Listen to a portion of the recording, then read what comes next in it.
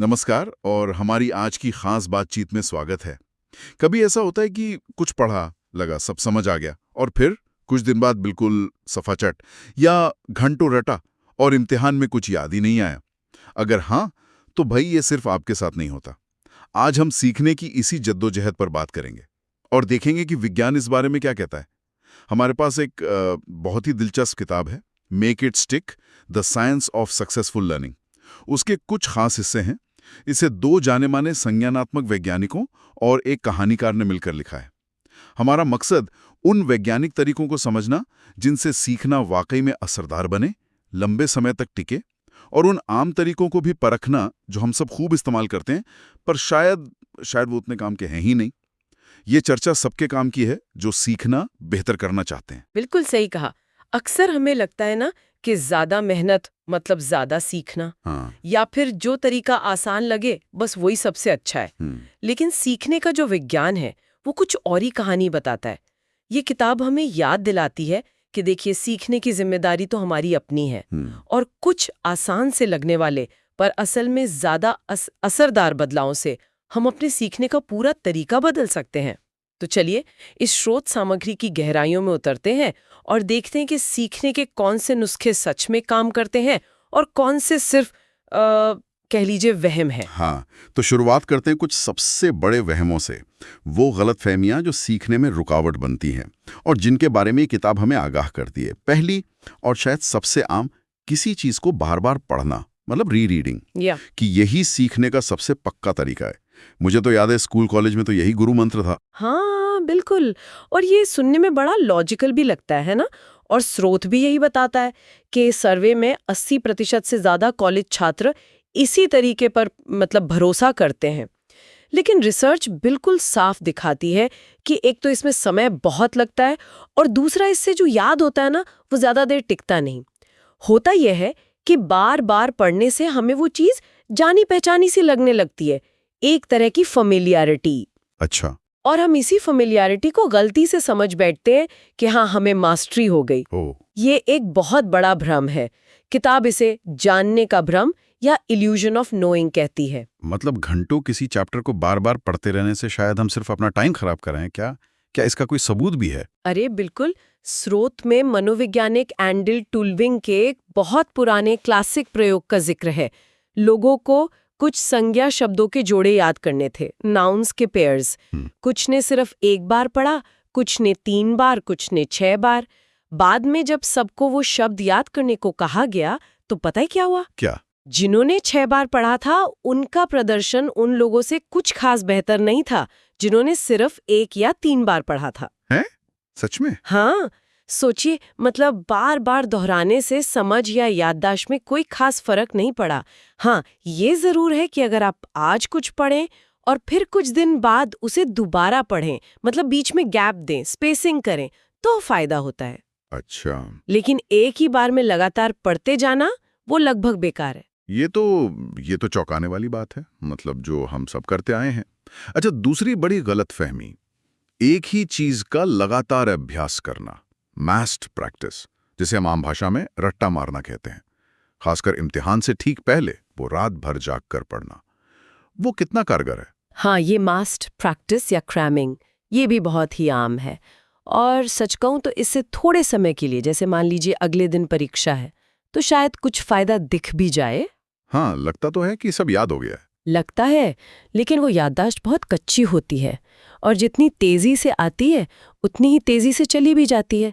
किताब साफ कहती है कि लंबे समय तक याद रखने के लिए अभ्यास को अलग अलग टाइम में बांटना, यानी अंतराल देना, स्पेसिंग करना, वो कहीं ज्यादा असरदार है। अंतराल देना, स्पेसिंग, इसका कोई दिलचस्प उदाहरण है स्रोत में, कुछ याद रखने लायक? हाँ, एक बड़ा मजेदार प्रयोग है बीन्स बैग फेंकने वाले बच्चों का। 8 साल के बच्चे थे, 2 ग्रुप बनाए। एक ग्रुप ने सिर्फ 3 फीट की दूरी से बैग फेंकने की प्रैक्टिस की। दूसरे ग्रुप ने 2 फीट और 4 फीट दोनों दूरियों से बारी बारी प्रैक्टिस की। अच्छा, अलग अलग दूरी से? हाँ। अब प्रैक्टिस के दौरान जो बच्चे सिर्फ 3 फीट से प्रैक्टिस कर रहे थे वो ज्यादा अच्छा कर रहे थे।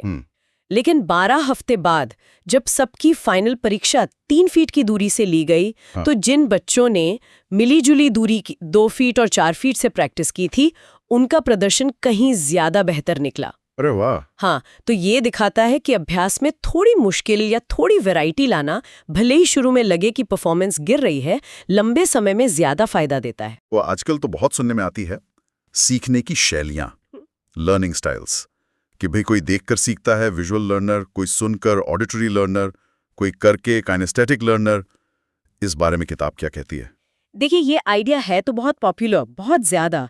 टीचर्स, स्टूडेंट्स, यहाँ तक कि कई कंपनियों में भी ये माना जाता है कि भाई हमें अपनी स्टाइल के हिसाब से सीखना या सिखाना चाहिए। हाँ हाँ, सुना है। लेकिन जब बात आती है वैज्ञानिक सबूत की, तो तस्वीर बिल्कुल अलग है।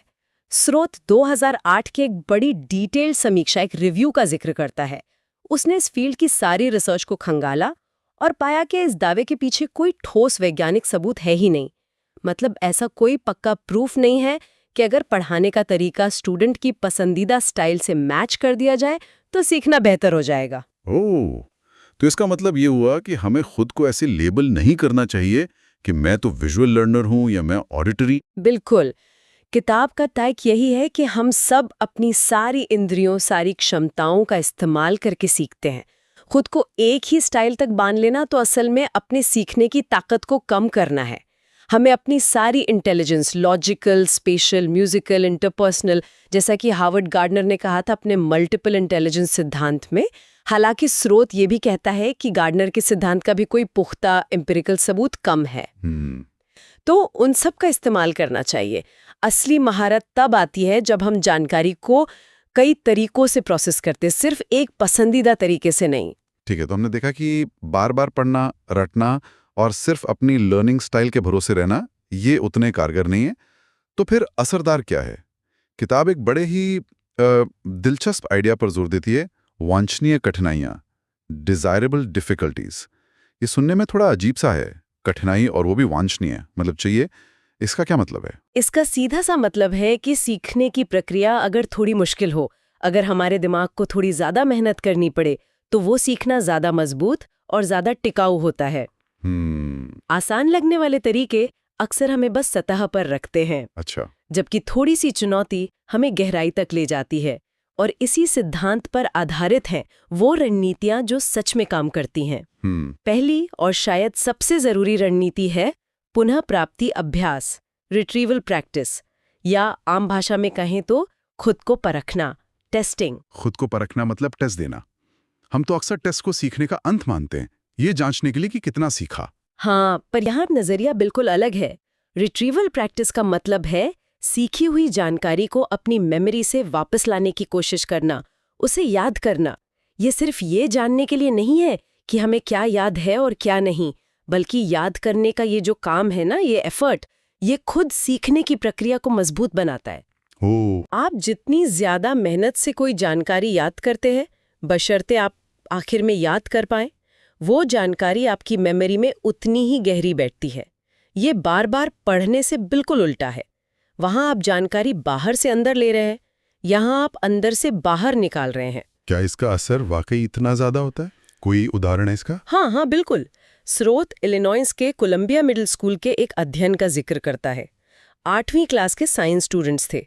कुछ टॉपिक्स पर बच्चों से रेगुलरली छोटे छोटे क्विज लिए गए, जिनके ग्रेड्स पर ज्यादा असर नहीं पड़ना था। लो स्टेक्स क्विजेस थे वो। ठीक है। बाकी टॉपिक्स को सिर्फ पढ़ने और दोहराने को कहा गया। साल के आखिर में जब बड़ा एग्जाम हुआ, तो जिन टॉपिक्स पर रेगुलर क्विज हुए थे, उन पर स्टूडेंट्स का एवरेज ग्रेड आया A-। वाह। और जिन टॉपिक्स को सिर्फ दोहराया गया था, उन पर एवरेज ग्रेड था C+। अरे बाप रे, ये तो बहुत बड़ा फर्क है। ये दिखाता है कि नियमित रूप से खुद को परखना कितना ज्यादा फायदेमंद है। ये तो कमाल है। मतलब छोटे छोटे टेस्ट या जैसे फ्लैश कार्ड्स इस्तेमाल करना, ये सिर्फ रिवीजन नहीं है, बल्कि सीखने को पक्का करने के लिए जरूरी है। स्रोत में शायद एक न्यूरोसर्जन माइक एबरसोल्ड का भी जिक्र है। उनका क्या मामला था? हाँ, डॉक्टर एबसोड का उदाहरण बहुत अच्छा है। देखिए, उन्हें जटिल सर्जरी के दौरान तुरंत बिना ज्यादा सोचे समझे सही कदम उठाने पड़ते हैं। बिल्कुल। वो बताते हैं कि ये काबिलियत किसी लिस्ट को सिर्फ याद कर लेने से नहीं आती, ये आती है बार बार उस जानकारी को जरूरत पड़ने पर तेजी से याद करने, रिट्रीव करने के अभ्यास से। ये एक तरह का दिमागी रिफ्लेक्स बन जाता है। अच्छा। ये दिखाता है कि रिट्रीवल प्रैक्टिस असल दुनिया की मास्टरी के लिए कितना जरूरी है। समझ गया। तो पहली प्रभावी रणनीति हुई रिकॉल प्रैक्टिस या खुद को परखना। दूसरी कौन सी है? दूसरी है अंतराल, स्पेसिंग, जिसका जिक्र हमने पहले भी किया था ना। हाँ। यानी सीखने या अभ्यास करने के सेशंस के बीच में थोड़ा वक्त गुजरने देना, गैप देना। हाँ। होता क्या है कि जब हम किसी चीज को सीखने के बाद थोड़ा गैप देते हैं तो हम उसे कुछ हद तक भूलने लगते हैं। हाँ, ये तो होता है। और ये भूलना हमें थोड़ा परेशान कर सकता है, लेकिन यही भूलना अगली बार जब हम उस जानकारी को याद करने की कोशिश करते हैं तो उस कोशिश को ज्यादा असरदार बनाता है। दिमाग को वो जानकारी वापस लाने के लिए ज्यादा मेहनत करनी पड़ती है। ओह, फिर से वही मेहनत वाली बात। हाँ, और यही मेहनत लॉन्ग टर्म मेमोरी को मजबूत करती है, रटने के बिल्कुल उलट, जहां आप भूलने का मौका ही नहीं देते। तो थोड़ा भूलना सीखने के लिए अच्छा है। वाह, ये भी हमारे आम अनुभव से बिल्कुल उल्टा है। और तीसरी और चौथी रणनीतियां हैं अंतर्मिश्रण और विविधता। ये क्या बला है और कैसे काम करती? ये दोनों रणनीतियां आपस में जुड़ी हुई हैं और इनका मूल विचार ये है कि एक ही चीज को लगातार रटने के बजाय अलग अलग चीजों को मिलाकर या अलग अलग तरीकों से अभ्यास करना बेहतर होता है। अंतर्मिश्रण मतलब इंटरलीविंग का मतलब है अलग अलग टॉपिक्स या स्किल्स की प्रैक्टिस को मिक्स करना। जैसे मान लीजिए आप मैथ्स में ज्योमेट्री पढ़ रहे हैं, सॉलिड्स का वॉल्यूम निकालना सीख रहे हैं, तो सिर्फ एक ही तरह के सॉलिड, जैसे मान लीजिए सिर्फ क्यूब के सवाल लगातार करने के बजाय अलग अलग तरह के सॉलिड्स, क्यूब, स्फीयर, कोन, इनके सवालों को मिक्स करके प्रैक्टिस करना। लेकिन क्या इससे फर्क पड़ता है?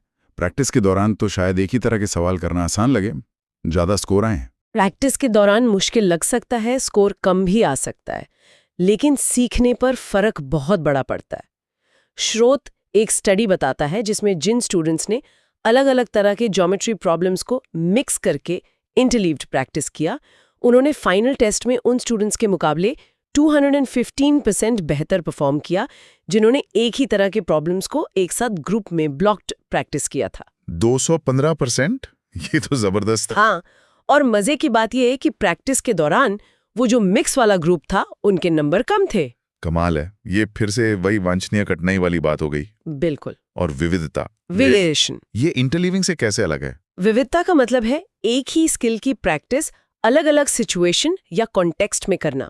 जैसे हमने वो बीन्स बैग वाले बच्चों का उदाहरण देखा था ना, जी। अलग अलग दूरी से प्रैक्टिस करना। हाँ। या स्रोत में कैल पॉली बेसबॉल टीम का उदाहरण है। टीम ने पारंपरिक तरीके से प्रैक्टिस करने के बजाय, जैसे पहले 15 फास्ट बॉल फेंकी, फिर 15 कर्व बॉल, इसके बजाय उन्होंने अलग अलग तरह की pitch, fast ball, curve ball, change up का सामना रैंडम ऑर्डर में किया। कभी भी कोई भी आ सकती थी। ओह, तो बैट्समैन को हमेशा तैयार रहना पड़ता था। हाँ, इससे बल्लेबाजों को हर पिच को पहचानना और उसके हिसाब से फौरन एडजस्ट करना सीखना पड़ा। तो अंतर्मिश्रण और विविधता दोनों ही प्रैक्टिस को ज्यादा चैलेंजिंग बनाते हैं। इनका असली फायदा क्या है? मतलब दिमाग में क्या होता है? इनका सबसे बड़ा फायदा ये है कि ये हमें चीजों के बीच फर्क करना सिखाते हैं, डिस्क्रिमिनेशन स्किल्स जिसे कहते हैं। हम ये समझने लगते हैं कि कौन सी प्रॉब्लम किस तरह की है और उसके लिए कौन सा तरीका या सिद्धांत लगेगा। अच्छा। ये हमें कॉन्टेक्स्ट को बेहतर समझने में मदद करते हैं और सबसे ज़रूरी बात, ये हमारे सीखी हुई चीज़ों को नई अनजान सिचुएशंस में अप्लाई करने की काबिलियत बढ़ाते हैं, जिसे ट्रांसफ़र ऑफ लर्निंग कहते हैं। जी। किताब बताती है कि चित्रकारों की स्टाइल पहचानने या पक्षियों की प्रजातियां पहचानने में भी इंटरलीविंग ग्रुप में प्रैक्टिस करने से बेहतर पाई गई। यह हमें सिर्फ उदाहरण रटने के बजाय पैटर्न और नियम समझने में मदद करता है। ये तो हुई प्रयासपूर्ण सीखने की रणनीतियां, याद करने का अभ्यास, अंतराल देना और अभ्यास में मिश्रण और विविधता लाना। बहुत बढ़िया। लेकिन सीखने को और गहरा और टिकाऊ बनाने के लिए स्रोत कुछ और रणनीतियों का भी जिक्र करता है। इनमें से एक है सृजन, जनरेशन। हाँ, जेनरेशन या सृजन का मतलब है कि किसी जवाब या समाधान को बताए जाने का इंतजार करने के बजाय पहले खुद उसे खोजने या बनाने की कोशिश करना। भले ही आपकी शुरुआती कोशिश गलत हो, जब तक आपको बाद में सही फीडबैक मिलता है, ये प्रक्रिया सीखने को ज्यादा प्रभावी बनाती है। जानकारी को सिर्फ पैसिवली लेने, जैसे लेक्चर सुनना या किताब पढ़ना के बजाय एक्टिवली उसे उत्पन्न करने की कोशिश करना, चाहे वो कोई जवाब हो, कोई कनेक्शन हो या किसी समस्या का हल, ये सीखने को मजबूत करता है। इसके कुछ उदाहरण देंगे? मतलब कैसे कोई खुद सृजन कर सकता है? स्रोत में लेखक जॉन मैकफी की लिखने की प्रक्रिया का जिक्र है।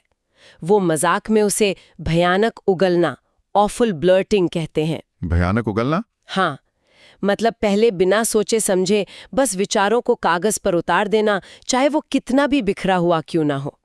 ये जेनरेशन का एक रूप है। या एक बागवान बोनी ब्लॉजेट का उदाहरण है, जो ट्रायल एंड एरर से सीखती हैं कि उनके बगीचे में क्या चलेगा और क्या नहीं। अच्छा, करके देखना। हाँ, या मैरी पैट वेंडरोथ की बायोलॉजी क्लास में स्टूडेंट्स को सीखने के लिए लिखना, राइट टू लर्न के लिए कहा जाता है, जहां वो नए आइडियाज को अपनी समझ बनाने के लिए अपने शब्दों में लिखते हैं। ये सब जेनरेशन के ही उदाहरण है। यानी जवाब जानने से पहले थोड़ा जूझना, थोड़ा दिमाग लगाना फायदेमंद है। और कौन सी गहरी प्रक्रिया वाली रणनीति है? अगली बहुत महत्वपूर्ण रणनीति है विस्तार, इलैबोरेशन। इसका मतलब है नई जानकारी को सिर्फ याद करने के बजाय उसे मतलब देना, अर्थ देना। उसे अपने पहले से मौजूद ज्ञान और अनुभवों से जोड़ना, उसमें नई परतें जोड़ना। ये नई जानकारी को अपने दिमाग के मौजूदा नेटवर्क में ताने बाने में बुनने जैसा है। इसे कैसे किया जा सकता है? क्या इसकी भी कुछ उदाहरण है? विस्तार कई तरीकों से हो सकता है। जैसे नई चीज को अपने शब्दों में समझाना, या किसी और को सिखाने की कोशिश करना, उसे अपनी जिंदगी के अनुभवों से जोड़ना। अरे, ये तो मुझे उस वक्त की याद दिलाता है जब। उसके लिए कोई मेटाफर बनाना, कोई रूपक या कोई विजुअल इमेज बनाना। स्रोत में फिजिक्स के उदाहरण दिए हैं, जैसे वो फिगर स्केटर जब हाथ सिकोड़ता है तो तेज क्यों घूमने लगता है। हाँ, वो कोणीय संवेग वाला। हाँ, या गरम कोको के कप से हाथों को गर्मी कैसे मिलती है, ऊष्मा चालन समझाने के लिए। ये सब विस्तार के तरीके हैं। एक पियानो वादक थेल्मा हंटर का भी उदाहरण है। वो नए संगीत को सिर्फ देखकर या सुनकर नहीं सीखती, बल्कि शारीरिक रूप से, उंगलियों से, सुनने, ध्वनि से, देखने, नोट से और बौद्धिक रूप से हर तरह से जुड़कर सीखती हैं। वे उसे विस्तार दे रही हैं। यानी नई जानकारी को कई अलग-अलग तरीकों से अपने लिए मीनिंगफुल बनाना। और आखिरी गहरी रणनीति वो है चिंतन, रिफ्लेक्शन। ये एक तरह से सीखने की प्रक्रिया पर वापस नजर डालने जैसा है। Pause and think. हाल ही में आपने जो कुछ भी सीखा या अनुभव किया है, उसकी समीक्षा करना, उससे सवाल पूछना और अलग अलग अनुभवों को आपस में जोड़ना। ये सिर्फ याद करना नहीं है, बल्कि उसका विश्लेषण करना है। आप खुद से पूछ सकते हैं, इस अनुभव में क्या अच्छा हुआ, क्या बेहतर हो सकता था, ये मुझे और किस चीज़ की याद दिलाता है, अगली बार बेहतर करने के लिए मुझे क्या सीखने या कौन सी नई रणनीति अपनाने की जरूरत है। चिंतन यानी रुक कर सोचना। इसके क्या उदाहरण हैं? कौन करता है ऐसा? स्रोत फिर से न्यूरोसर्जन एबरसोल्ड का उदाहरण देता है। वो हर मुश्किल सर्जरी के बाद घर जाकर उस पर विचार करते थे कि क्या चुनौती आई और अगली बार उसे कैसे बेहतर तरीके से हैंडल किया जा सकता है। या पायलट सीली सेलनबर्गर, जिन्होंने हडसन नदी पर प्लेन उतारा था। हाँ, कैप्टन साली। उनके बारे में भी बताया गया है कि कैसे उन्होंने अपनी ट्रेनिंग और पिछले अनुभवों पर अपने और दूसरों के लगातार चिंतन करके वो महारत हासिल की जिससे वो उस इमरजेंसी में सही फैसले ले पाए। चिंतन हमें अनुभवों से नियम और सिद्धांत निकालने में मदद करता है। तो हमने कई शक्तिशाली रणनीतियों की बात की। पुनः प्राप्ति, अंतराल, अंतर्मिश्रण, विविधता, सजन, विस्तार और चिंतन। वाह! लेकिन किताब ये भी साफ करती है कि सिर्फ सही रणनीतियां जान लेना ही काफी नहीं है। हमारी मानसिकता, हमारा माइंडसेट और हम अपनी समझ को कैसे देखते हैं, ये भी बहुत मायने रखता है। इसमें एक बड़ी बाधा है, जानने का भ्रम, इल्यूजन ऑफ नोइंग, जिसकी हमने शुरू में भी बात की थी। हाँ, ये बहुत बड़ी चुनौती है, बहुत बड़ी। जब कोई चीज़ हमें आसानी से समझ आती हुई लगती है, या जब हम किसी पाठ को बड़ी आसानी से बिना अटके पढ़ लेते हैं, जिसे फ्लुएंसी कहते हैं, तो हमें धोखा हो जाता है कि हाँ भाई हमने इस पर महारत हासिल कर ली है। जबकि असल में कैलिब्रेशन कहा गया है।